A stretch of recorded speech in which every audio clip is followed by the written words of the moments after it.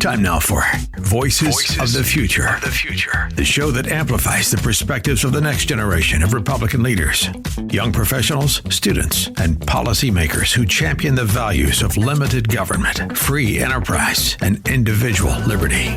From grassroots activism to tech-driven policy debates, this program is your front row seat to the ideas shaping a freer, stronger America. Now, your host for Voices of the Future, Ardis Jackson. Hello, everyone. This is me, Ardis.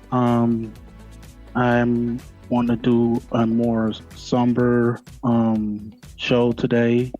Welcome to Voices of the Future. Again, I'm your host, Ardis Jackson. Today, I kind of wanted to do a special podcast to honor the memory of Charlie Kirk. I'm sure everyone has heard of the news that's been going around and how this brave young man lost his life doing something that he truly believed in. I've been hearing all kinds of and watching all kinds of videos of testimonies of people talking about, how he's touched their lives, and it's been very personally difficult for me, and I just wanted to share a little bit of my perspective. I've never met Charlie Kirk in person or anything like that, but that was something I was ironically wanting to work towards. I wanted to kind of see if I can have our show work with his show in some kind of way, and even somehow interact with him, because what he has done and what he started, it's something that is very near and dear to me as well. And I think that his death has caused a reflection for America as a whole. A lot of people from different perspectives, no matter what they believe in, they all have a view of him or an opinion of him. I think that his death has put a spotlight on Turning Point USA even more. And I think he's invigorated a lot of young people, especially those who were carrying the torch for the conservative movement. Not only that, but his faith in Christ was something that I think was a strength that is going to impact a lot more people than maybe even his messages alone has done. And so I just wanted to have a somber show today, just talking about his accomplishments and who he was to me, and a little brief about his life. Charlie Kirk was more than just a activist. Charlie Kirk was a father. He was a believer in Jesus. He was a builder of movements. His voice echoed across campuses, airwaves, and hearts, challenging and provoking and inspiring. Charlie Kirk was a huge advocate for the First Amendment, which is something that is very near and dear to me as well. Without a First Amendment, the right to express yourself and your ideals, and to have that exchange of ideals, we don't have a country anymore. And that was something that our founding fathers fought very valiantly for. And they knew all too well under the, imperial rule of Britain that they were just subjects and they didn't have those rights. And they knew that that was very vital to have a functioning democratic republic. And so Charlie Kirk was a modern champion for the First Amendment, and his, openness to debate people who did not always agree with him, many who did not agree with him, is something that we haven't seen very much of in modern times. And I think that was something that hopefully his movement will continue stronger, and there'll be a lot more other people who will want to push the First Amendment and have those conversations. I would say that we should try to have those conversations more and what I would like to build upon is having those conversations, but having those conversations with compassion and love behind it as well, having more of a human component to it. And I just hope that we do not allow his life being lost, to jeopardize the movement he started. And I think there's a lot of young people like myself who feel invigorated by his life and his example, and will definitely continue that. Just a few things about Charlie. He was born in Arlington Heights, Illinois. Charlie's journey began with a bold decision to leave college and dedicate himself to activism, something that he spoke a lot about in his conversations with college age students. And at 18, he co founded Turning Point USA in 2012, a nonprofit aimed at promoting freedom, free markets, and limited government. What started as a grassroots effort grew into a national force with over 2,000 chapters across schools and colleges. Charlie was led by conviction, and his life was also filled with controversial moments. Charlie was never one to shy away from controversy. He stood firm in his beliefs, whether defending religious liberty, opposing abortion, or opposing and challenging the mainstream narrative. His critics called him divisive. No, obviously, I think they only called him that because his opinions were different than theirs, but nonetheless, they called him divisive. His supporters called him courageous. I think anyone who's willing to um, just go straight into the lion's den, if you will, of college campuses where a lot of this leftist ideology has been just rampant.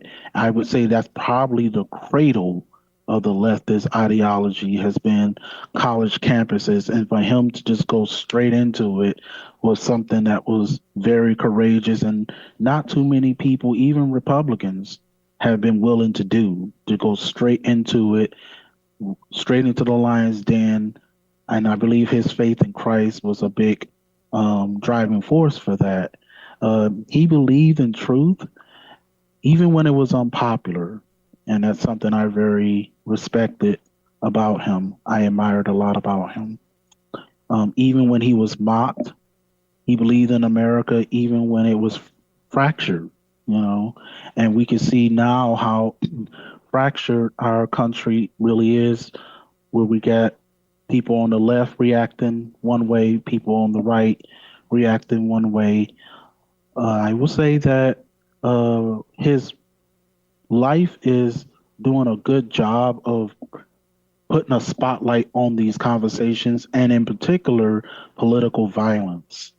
And so, if anything, we can make better decisions when it comes to security and things like that. But nonetheless, he was very courageous in being willing to debate people face to face, people who don't agree with him. Behind the microphone and headlines, Charlie was a man deeply rooted in faith. Charlie's marriage to Erica Kirk was a testament to intentional love and shared purpose. Together, they built a life of centered on prayer, conviction, and Erica now has to carry this torch of conviction and carry the mission that began, with Charlie, and now has been put upon her shoulders to bear. I would say that Charlie's legacy, the Charlie Kirk Show, reached #1 on Apple following his death. Just shows you that his life and his message did have a pretty profound impact on the country and even the world. Actually, his book surged to the bestseller list. Turning Point USA has received now over 37,000 new chapter requests in the days after his assassination, which I think is just remarkable. I think I don't know if he could have envision something like that. Even when he was alive, he was very, uh, you know, in love with Turning Point USA and was very committed to the mission. I don't know if he would have known that 37,000 requests would have been, uh, on the rise, requesting his organization to be part of their college campuses and different schools. And we're all thankful for his contributions, and we all want to make sure that his legacy and what he built and the movement that he started does not go by the wayside. His death was tragic, but his influence is enduring. And that's what we're going to all take from this. And for those who are saddened by his passing, let us come together and find hope and inspiration in being able to move past this with a newfound conviction, a conviction that will continue what he started, and that we won't back down from the left. We won't back down from the threats that took his life, and even the threats that threaten those like him now. We won't back down from it because Jesus would have wanted us to do the same. And just like Charlie was willing to lay his life down for his faith and for his message, we all must be willing to lay our lives down and even our comfort down, even when it's uncomfortable, to make sure that America is charted on a good path, a path that our founding fathers would be proud of, a path that our children and our grandchildren will be part of. And in light of that, there has been a number of tributes and honors. Senator Shane Jett of Oklahoma has proposed legislation to declare October 14th as Charlie Kirk Free Speech Day. To emphasize memorial plazas in his honor, President Trump announced that Charlie will receive the Presidential Medal of Freedom. These tributes reflect not just a political alignment, but recognition of a man who shaped the national conversation. In closing reflection, I want to say Charlie once said, "Leave a legacy, be courageous." He did both. Today, we remember a man who dared to speak, dared to lead, and dared to believe. And may his voice continue to echo not just in politics, but in the hearts of those who seek the truth with boldness and grace. And with that, I just want to say from me personally, as a man of faith myself, as a father of one, with a beautiful wife that I'm very happy to have have by my side. Seeing something like that was, when it happened for me personally, I was at work. I was very shocked at first. I was a little confused. I at first thought there was an assassination attempt on him, meaning that someone tried to bring harm to him, but they wasn't successful. And then as the minutes dragged on and as the videos started coming in, as the news came in, I started realizing that no, there was actually an assassination done to Charlie Kirk. And those few minutes felt like ages. All I could do was sit and wait. With my coworker, we were discussing, what Charlie Kirk meant to us. He's a fellow conservative as well, and even younger than me. And he was talking about how we were both just praying. I unfortunately saw the video, wasn't seeking to see the video, but I did see the video of the attack. And as I told him, a part of me was doubtful that he was going to survive, but at the same time, a part of me was still hoping and praying, that Charlie would be able to survive this and that the doctors would be able to pull a miracle. Nonetheless, when the news came in that he passed away, I don't know, it felt like, and I'm not exaggerating this, but I would imagine this is what it felt like when people heard Martin Luther King had died. Someone who was so selfless and someone who was willing to put their lives on the line and knew that what they were doing was upsetting a lot of people, and that came with a risk of someone wanting to try to take his life. And so when he passed, it was monumental to me. I saw videos with people saying that they felt like they lost a friend, an actual friend, a personal friend. It was a gut wrenching experience, and I know there's a lot of people all over America and around the world that are feeling that way. Um, but we just we gotta not give up this fight. And in out of anything, my hope is that what happened to him will bring Americans closer together, will unite Americans. I know that there is a mixture of anger right now. There's a lot of people who, you know, feel like there might have to be some retribution for his death. But I know that Charlie, as a Christian, would not want violence to be the thing that happens after his death. That's not what he would want his movement to be remembered for. As a Christian, he would want us to love our enemies. He never once, promoted violence. Even when students were yelling and shouting at him and, you know, showing that they did not like him as a person, he never called people out their names. He never wanted to get physical with people.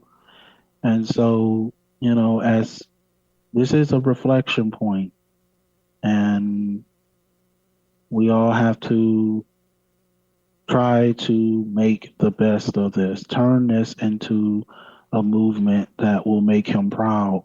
And so we must unite. We must learn to, you know, understand that Americans, we have this precious right to express ourselves in a non-violent way.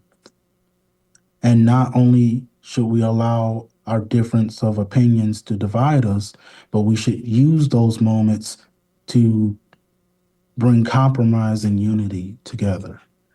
And so it is my hope that we as a country will not descend into more division and into more violence. We'll honor Charlie by invigorating more young people to be willing to take up the cause. This is our greatest chance we have to reach young people with the conservative movement. For the Republican Party, we all have to take this time to be strategic in how we move forward. And I think Charlie would want it no other way. And I'm humbled and I'm glad that I got to know him through his videos and messages. And I'm honored that he is going to be remembered and his movement is going to continue. So in closing, thank you, Charlie Kirk, for everything you've done. We won't forget what you've done. And We love you as a Christian brother. We know we'll see you again in heaven someday. And thank you for everything that you've done. I'm Ardis Jackson from Voices of the Future, and it's been an honor to talk to you guys today. May you guys have a blessed week, and I'll see you guys in the next episode. Thank you.